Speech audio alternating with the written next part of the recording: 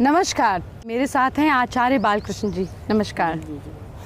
आज आपके बहुत सारे मिथ्स जो आयुर्वेद को लेकर, औषधियों को लेकर, आपके अपने बच्चों को लेकर आपकी ज़िंदगी में हैं, हम पूरी कोशिश करेंगे आचार्य जी उनको दूर करें और ये समय समय पर आपके साथ आते रहेंगे। अपनी सारी आपकी प्रॉब्लम्स आप हमें भेज सकते हैं, मुझे ईमेल कर सकते हैं और आचार्य जी उन सब का जवाब देंगे।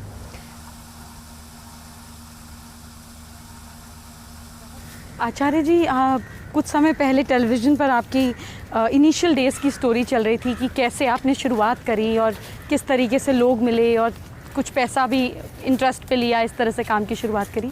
तो ऐसा स्ट्रगल हर किसी के दौर में आता है। आज जब आप ये बात बोल रहे हैं और परमात्मा से जुड़कर, तो आज आप एक अलग फ्रेम में हैं, लेकिन इतने साल पहले आप एक अलग मनोस्थिति में रहे होंगे, क्योंकि हर आदमी जब अपनी परिस्थिति में होता है तो अलग उतार चढ़ाव को महसूस करता है। उस समय क्या आपके मन में, जब आपका मन डोलता था कि क्या मैं ठीक कर रहा हूँ, क्या यही मेरे लिए है, आप अपने मन को कैसे संभालते थे? क्योंकि जो आज आप बात बोलेंगे वो लाखों करोड़ों लोग देख रहे होंगे और उनके मन को वो बात संभालेगी। देखिए, जीवन में 3 अवस्थाएं होती हैं। एक पहली अवस्था ये होती है कि किसी के पास बहुत ही पीछे का बहुत संसाधन हो। जब पीछे का संसाधन होता है, आप ध्यान रखना, वो कभी उस संसाधनों को बढ़ाने की नहीं सोचता है। वो सोचता है इस बच जाए तो बहुत है। बिल्कुल ठीक। यहाँ प्राप्ति की चिंता कम होती है, उसकी रक्षा की चिंता ज़्यादा होती है जी। और जब तीसरी पीढ़ी में जाता है तो वो रक्षा बचाने की भी नहीं सोचता। वो सोचता है कि मेरे पास तो बहुत है, यही बहुत है। ये एक स्थिति होती है। दूसरी स्थिति होती है कि वह कुछ उसके पास है, कुछ वो प्रयास करता है, वहाँ बचाता भी है, वहाँ पाने की चाहत भी होती है जी। उसके लिए जीवन भर लगा रहता है, कुछ बचाता है, कुछ पाता है, कुछ बताता है। तीसरी स्थिति ऐसी होती है वहाँ बचाने का कुछ नहीं है, सिर्फ वो संघर्ष करता है। वो सोचता है कि मुझे किस तरह से इस जीवन में, इस दुनिया में कुछ करना है। ये तो करने की अवस्थाएं हुई, पर हमने कभी भी पदार्थ को लेकर के, चीज़ों को लेकर के, हमने संघर्ष को लेकर के कभी ऐसा हमारे मन में नहीं था, कभी हमने नहीं सोचा। हाँ, ये ज़रूर था कि हमारे मन में ये था कि हमको योग के लिए काम करना है, आयुर्वेद के लिए काम करना है, हम कैसे कर पाएंगे। हमने चिंता साधन की या पदार्थ की नहीं करी, हमने चिंता करी कार्य की। हमेशा उस कर्म को कि हमने ये सोचा है तो हम इसको कैसे कर पाएंगे, हमने इस चीज़ के लिए ज़्यादा सोचा। तो उस सोचने के बाद में उसी के लिए हम दिन रात लगे रहे, पर हमने ये नहीं सोचा कि हम कहाँ पहुँच पाएंगे, हम कितने बड़े बनेंगे या हम नहीं बनेंगे। इसकी ज़्यादा चिंता थी नहीं। और मैं ये मानता हूँ कि हमको ज़्यादा कर्म पर ही अपने को फोकस रखना चाहिए। हम कर्म करने से पहले फल को सामने ला करके रखते हैं। इसीलिए शायद भगवान कृष्ण को कहना पड़ा था कि माँ फलेषु कदाचन, कि कर्मण्येवाधिकारस्ते का मतलब यही है कि यदि कर्म सही करोगे फल तो अपने आप मिलेगा। फल को चाहने से कभी फल नहीं मिला करता, तो इसीलिए फल की चाहना की तो आवश्यकता ही नहीं है, फल तो परिणाम है। हम कार्य की चाहना क्यों ना करें? तो हमने हमेशा कार्य की चाहना की है और आज भी हम जो करते हैं, हम कार्य की ही चाहना करते हैं कि हम इस तरह के कार्यों को करें। हम इसी के लिए हमेशा एक प्रयासरत रहते हैं। और मैं पूरी दुनिया को, सब लोगों को यही कहना चाहता हूँ कि हम लोग चिंता ना करें जहाँ पर भी है ना, क्योंकि मैं ये मानता हूँ कि शॉर्टकट कोई रास्ता नहीं होता है। यदि आप काम कर रहे हो, आपकी नीयत साफ़ है, आप अपने आप में ईमानदार हो, तो दूसरे की सर्टिफिकेट की ज़रूरत नहीं है। और आप पुरुषार्थ हो तो आपकी गति, यदि आप एक कदम आगे चलते हो तो आप एक कदम आगे भी रहोगे, इससे कोई नहीं रोक सकता। तीसरी चीज़, पुरुषार्थ करते समय बुद्धि का प्रयोग। पुरुषार्थ तो बेचारा जो बैठ करके बहुत ये जो सड़क पर वो पत्थर भी तोड़ रहा है, वह भी बहुत पुरुषार्थ कर रहा है। उसके पुरुषार्थ से ठीक है, बड़े बड़े सड़कों के, बड़े बड़े मार्गों के निर्माण हो जाता है, परंतु उसका जीवन का निर्माण नहीं हो पाता। क्यों? क्योंकि उस पुरुषार्थ में बुद्धि कम है, मतलब बुद्धि का पार्ट कम है। यदि वो बुद्धि युक्त कार्य को करते हैं तो सृजन के साथ साथ में वो विकास भी जुटेगा। तो हम ऐसा मानते हैं। तो जैसे हम एस्ट्रोलॉजी में भी यही मानते हैं कि आदमी 3 ही तरीके से ऊपर जाता है, या अपने तन या जिस किस्मत को वो लेकर आया, या बुद्धि के बल पर, या अपनी पर्सनालिटी के बल पर। तो इस सब में आप किस्मत का भी कोई रोल मानते हैं? देखो, अब आप एस्ट्रोलॉजी की बात करते हैं क्योंकि उससे आप लोगों को सिखाते हैं, बताते हैं, अच्छी बात है। और क्योंकि मैं ऐसा मानती हूँ किस्मत 10% है। मैं बताना चाहता हूँ, वो अच्छी बात है। और मैंने तो खैर प्रोग्राम वगैरह क्योंकि मैं कम देख पाता हूँ, इसमें हमको थोड़ा ये भी रहे कि लोगों को थोड़ा सा सकारात्मक सांत्वना देने से थोड़ी सी हिम्मत बढ़ती है जी। पहली बात ये है। दूसरी बात ये है कि आपसे बेहतर आपको कोई नहीं जान सकता, मुझसे बेहतर मेरे से ज़्यादा कोई नहीं जान सकता। ठीक बात। परंतु जहाँ तक बात रही कि जिसको हम भाग्य बोलते हैं ना, वस्तुतः भाग्य कोई ऐसी कोई चीज़ नहीं है, कोई चीज़ नहीं है। परमात्मा भी जो है ना हमारे भाग्य को बना सकता है ना बिगाड़ सकता है। और आजकल तो लोग ग्रह नक्षत्रों से भाग्य बनाते और बिगाड़ते हैं। और ग्रह और नक्षत्र की यदि मैं बात करूं कि यदि वो हमको सुख दुख के फल देते हैं, यदि हमको उनकी वजह से सुख दुख की प्रतीति होती है, तो फिर परमात्मा क्या करेगा? एक तो इसको समझने के लिए ऐसा समझिए आप, जो कर्म है ना हमने, अच्छा दूसरी बात क्या है कि एक तो ये बात हो गई कि एक भाग्य वाली कहानी हो गई, दूसरे ग्रह नक्षत्र हो गए। तीसरा हम लोग कहाँ अटकते हैं कि हमने किया, चलो गंगा जी डुबकी लगाया हो, बेड़ा पार, चलो मंदिर में हुआ है, भगवान जी की गुण गा लिया, ख़त्म हो गया। ये तीनों ही स्थितियों में हमारी धर्म के विषय में, हिंदू धर्म के अंदर में, हिंदू परंपराओं के अंदर में उसमें बहुत बड़ा विज्ञान भरा पड़ा है, बहुत बड़ा साइंस है। उस साइंस को जब हम सटीक रूप से नहीं समझ पाते हैं तो कई बार हमारे मन में भी भ्रांतियाँ होती हैं और कई बार हम उस भ्रांति के शिकार होकर के हम उसी तरह से बर्ताव करना शुरू करते हैं। तो इस विषय में ये मानना है, देखिए पुराणों में स्पष्ट लिखा हुआ है कि अवश्यमेव भोक्तव्यम कृतम कर्म शुभाशुभम। उसका सिंपल सा सिद्धांत ये है कि मैंने जो किया है, मैंने अच्छा किया या बुरा किया, वो भोगना ही मुझे पड़ेगा।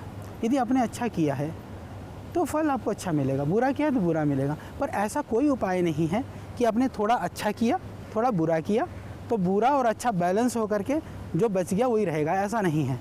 क्योंकि ऐसी कोई पदार्थ वाली चीज़ नहीं है कि कोई सामान है कि चलो भाई ये अच्छी सी चीज़ है और ये ख़राब है, ये 20% अच्छी है, ये 40% ख़राब है, तो इसको अच्छे को वहाँ मिला दो तो 20% ही तो ख़राब बचेगा, ऐसा नहीं है।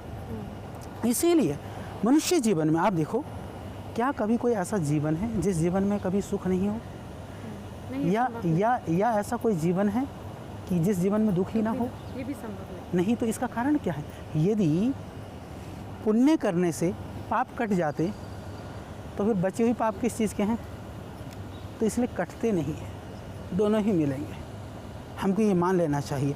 और जो हमको ख़राब मिल रहा है ना वो मेरा ही किया हुआ है, और अच्छा मिल रहा है ना वो भी मेरा किया हुआ है। तो फिर आप कहेंगे जी फिर ये हमको तीर्थाटन है या जो दूसरे पूजा आदि या जो उपाय हैं, क्या उनको नहीं करना चाहिए क्या? तो मैं कहता हूँ करना चाहिए। क्यों? क्योंकि आगे बुरे तो ना करें, उतने से तो बच जाएंगे। नहीं, और देखिए सकारात्मक सोच भी हो जाती है। देखिए हम बात करते करते कहाँ आ गए, और आचार्य जी आप लोगों को और मुझे बता रहे थे कर्म फल के बारे में। जी तो मैं ये कह रहा था कि कर्म फल जो है वह पुण्य करने से पाप नहीं कटते हैं और पाप करने से पुण्य क्षय नहीं होते हैं। जी। जो किया है हमको वो मिलेगा। तो इसीलिए जीवन का जो उतार चढ़ाव है, अनुकूलता प्रतिकूलता है। क्योंकि कई लोग यही पूछते हैं, आपसे भी पूछते होंगे कि जब हम इतना पुण्य करते हैं तो हम दुखी क्यों हैं? या देखो वो बदमाशी करता है, बड़ा बड़े मज़े में है। अरे गड़बड़ी करके भी मज़े में है, अच्छा करके भी परेशानी में है। तो भैया पहले का संचित लेकर के वो आया है। और दूसरा कारण ये है कि जो तुम अच्छा कर रहे हो वो तुमको फल मिलेगा ही मिलेगा, पर जो बुरा कर रहे हो वो भी तुमको भुगतना पड़ेगा। इसीलिए शास्त्रों में कहा अवश्यमेव भोक्तव्यम कृतम कर्म शुभाशुभम। जो हमने किया ये हमारी सिद्धांत है और ये हमारी मान्यता है, ये हमारी सनातन एक हमारी परंपरा है। इसी तरह से जैसे आपने कहा कि मनुष्य की एक जिज्ञासा रहती है हमेशा कि हम अपने जीवन के विषय में जानें। जीवन के विषय में जानने की जो जिज्ञासा है वो हमको हस्तरेखा के माध्यम से या ज्योतिष आदि के माध्यम से वहाँ से मिलता है। पर जानने से उसमें प्रवृत्त होना, यानी कि हमने जान लिया सुबह उठना बहुत बढ़िया है, किसको नहीं पता है? बिल्कुल ठीक। पर सुबह कितने उठते हैं? हमको पता है कि नशा करना ठीक नहीं है। कितने लोग नशा का सेवन कर करके कैंसर आदि के रोगी बन जाते हैं। तो जानना पहला साधन है, पर जानना साधन पहला है। इसीलिए हमारे शास्त्रों में 4 बातें कही गई हैं। चतुर्भी प्रकारी विद्या प्रयुक्ता भवति आगम कालेन, स्वाध्याय कालेन, प्रवचन कालेन, व्यवहार कालेन चेति। कि पहला है किसी चीज़ को आगम काल, उसको जानना। दूसरा है स्वाध्याय, जो आपने जाना है। हो सकता है कि कुछ नहीं, चिंतन प्रैक्टिस बाद में है, कि उसको बोलते हैं स्वाध्याय काल, कि हमने जो जाना है वो सही था। आप कुछ बोलती हैं, लोगों ने सुना, मैं कुछ बोलता हूँ, लोगों ने सुना। पहले आप उसको मानिए मत, बिल्कुल मत मानो, थोड़ा बुद्धि में तो बुद्धि भी तो प्रयोग कर लो। उसको स्वाध्याय कहा जाता है कि आप जो आपने पाया है, जो आपने सुना है, जो अपने लोगों से जाना है, उसको अपने दिमाग से, अपने मथनी से मत लो, थोड़ी से अपने दिमाग से उसका मंथन करो, उसको स्वाध्याय कहा गया। इसीलिए कहा स्वाध्यायन माँ प्रमदितव्यम, कि स्वाध्याय से कभी प्रमाद नहीं करना चाहिए, क्योंकि हमारे दिमाग में तो बहुत कुछ है, सकारात्मक भी है, नकारात्मक भी है, अच्छा भी है, बुरा भी है, ख़राब भी है। तो हम उसको थोड़ा सा बैठ करके चिंतन करें, क्योंकि ये हम लोग जैसे माताएं बहनों की बात, क्योंकि आप बहनों के लिए, बच्चों के लिए ज़्यादा बात करती हो, कि बहनों में ज़्यादा प्रवृत्ति होती है। किसी ने कुछ डाल दिया, कोई वायरस डाल जाता है और उनका कंप्यूटर गड़बड़ा जाता है, तो वो कंप्यूटर ख़राब नहीं करना है। किसी ने कुछ कह दिया ना, वो वायरस को जो है ना, आप अपने उसमें कंप्यूटर के अंदर एक्टिव मत होनी चाहिए।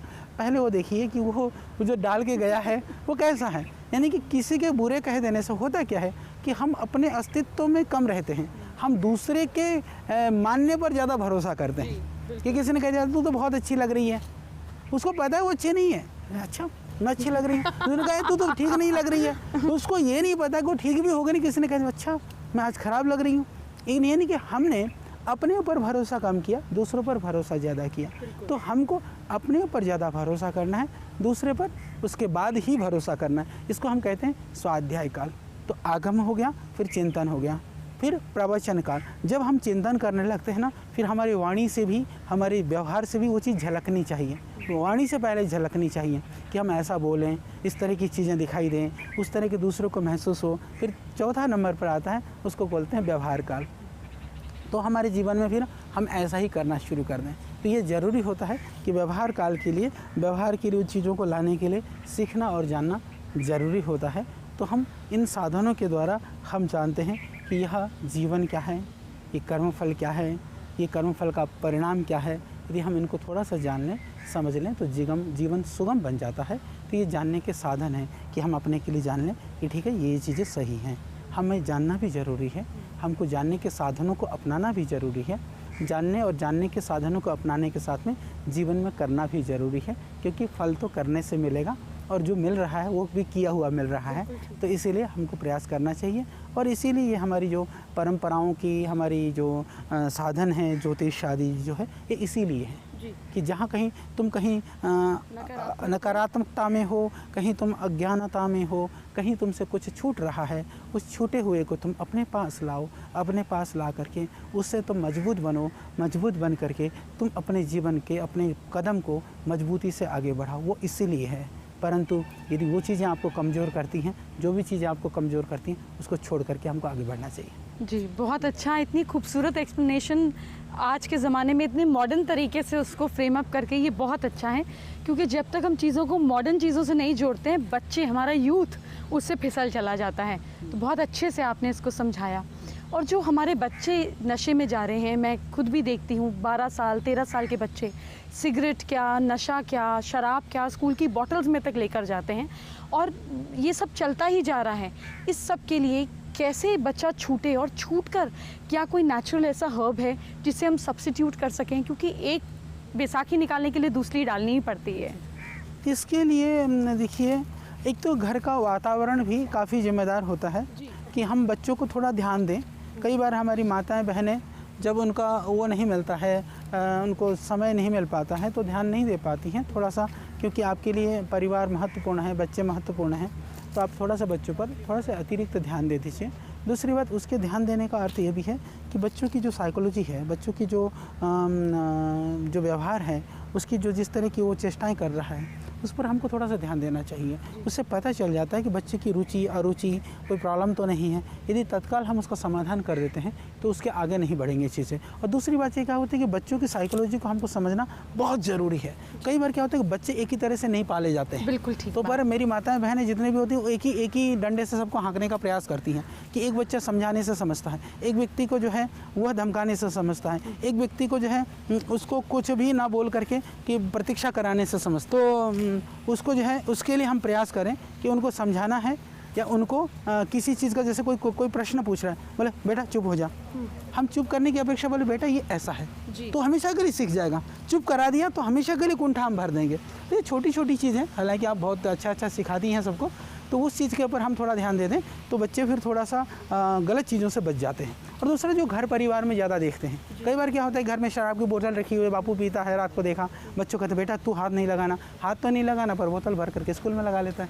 तो ये जो है खतरनाक स्थितियाँ हैं, तो उनसे भी हमको बचना चाहिए कि हम कम से कम, मैं ये कहता हूँ जो नशा करते हैं, जिनके परिवारों में जो नशा करने वाले माता पिता हैं, मैं उनके लिए कहता हूँ कि तुम नशा अपने लिए नहीं बच्चों के लिए छोड़ दो। तुम्हारा जीवन तो चला जाएगा, ये बच्चे क्या बनेंगे, उनके लिए नशा छोड़ दो। यदि तुम्हारे सामने, तुम्हारे चेहरे के सामने यदि बच्चों का जो है ना, बच्चों का चेहरा रहता है ना, तुम्हारे आंखों के सामने यदि उनकी शक्ल और उनकी मासूम सी भोली सी सूरत दिखाई देती है ना, तुम कभी नशा नहीं कर सकोगे।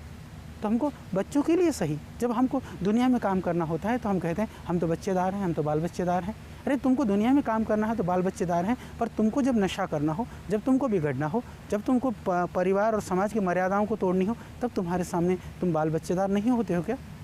पर देखिए, जब आप लोगों से बात करें तो कहने में आता है कि शिव जी भी तो भांग लेते हैं, तो तरह तरह के यहाँ स्वर्ग में भी तो सोमरस दिया जाता है।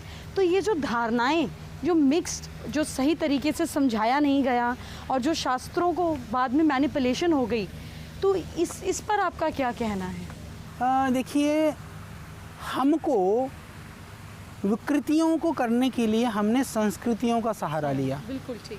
विकृतियाँ हमारी शास्त्र की, हमारी परंपराओं की। अरे शंकर भांग पिया कर, तेरे बापू ने देखा? मैं ये कहता हूँ, जो लोग कहते हैं बोले शंकर भांग पिया करता था, मैंने कहा तेरे बापू ने देखा था शंकर जी भांग पिया करता था? तो इसीलिए हमको बोले भगवान, बोले कृष्ण की बहुत सारी गोपियाँ थी। हाँ। अरे मेरे भाई, वो नहीं था, वो इतिहास ऐसा नहीं है। उन्होंने बहुत सारे जो उस समय पर कंस आदि, जरासंध, दूसरे जितने भी इस तरह के लोग थे, उनकी जो कैद में थे, उनको छुड़ा करके उन कन्याओं के, उनके जीवन के लिए किया। भगवान कृष्ण तो उन्होंने अपनी शादी के बाद में भी 12 वर्ष तक ब्रह्मचर्य का पालन किया था। वो तो ऐसे अद्भुत योगी थे। तो हम लोगों ने उनके जीवन को लेकर के मजाक बनाया। और शंकर जी कभी कोई नशा नहीं करते थे, वो हिमालय में रहते थे। नशा तो वह नशा होना चाहिए जो कभी भी हमसे न टूटे, वो है समाधि का, ध्यान का, आध्यात्म का। वो उन दिव्य महापुरुष थे। तो हम लोगों ने क्या किया, हमने अपनी कमजोरियों के लिए या अपने कमजोरियों को ताकत दिखाने के लिए हमने उनके ऊपर लांछन किया। और वो सब अपराध से हम कभी भी मुक्त नहीं हो सकते। इसके लिए ज़रूरी है कि हम अपने जीवन को सुधारें, और अपने जीवन को सुधारने के लिए अपने महापुरुषों का सहारा ले लें। अपने जीवन में विकृति पैदा करने के लिए उन महापुरुषों को लांछित न करें। बहुत अच्छी बात। और मैंने हमेशा आपको सफ़ेद कपड़ों में देखा, मैंने क्या, सब नहीं, शायद ही आपको किसी ने रंगीन कपड़ों में देखा हो। तो सफ़ेद पहनने के पीछे कोई ख़ास वजह है? सफ़ेद मेरा भी फेवरेट कलर है, बट आप क्यों रोज़ पहनते हैं? देखिए, हम लोग आध्यात्म मार्ग के हम लोग पथिक हैं। श्रद्धेय स्वामी जी ने संन्यास लिया है। सन्यासी बनने के बाद भगवे में रहना होता है। मैं अभी ब्रह्मचारी आश्रम में हूँ। ब्रह्मचारी तो विवाह से पूर्व सब लोगों को ही ब्रह्मचारी रहने का एक शास्त्रों में कथन है। शास्त्र ब्रह्मचारी के लिए श्वेत वस्त्र या ब्रह्मचारी के लिए कार्ष्ण वस्त्र का विधान किया गया है। कार्ष्ण मतलब एक तरह से काले टाइप वस्त्र, तो श्वेत वस्त्रों की परंपरा है। और दूसरी बात यह है कि ब्रह्मचारी से सीधा सीधा संन्यास में भी जा सकते हैं। ब्रह्मचारी के बाद गृहस्थ भी हो सकता है, तो उसको जो सीधा संन्यास में ही रहते हैं। सन्यासी और ब्रह्मचारी के कोई भी नियम में कोई फ़र्क नहीं होता है, तो उसमें हम उसी ब्रह्मचर्य की परंपरा में हैं। इसीलिए और सफ़ेद से सिंपल हैं, सरल हैं, इसीलिए इन श्वेत वस्त्रों में हम रहते हैं। और आपने अभी तक उस प्रश्न का जवाब नहीं दिया कि आप कैसे हर साल और बेहतर दिख रहे हैं और कैसे आपकी स्किन ग्लो कर रही है। क्या ये सिर्फ अंतर ध्यान है या बाहर भी कोई प्रोडक्ट्स का कमाल? देखिए, हमारे पास, मैं आपको बता दूं, मैं कोई किसी तरह का आहार भी प्रायः एक बार अन्न लेता हूं। पतंजलि के भी प्रोडक्ट के रूप में यदि आप बात करें तो मैं कभी कभी अपना केश तेल लगाता हूं और अपने साबुन से नहाता हूं और हैंड वॉश से हाथ धोता हूं।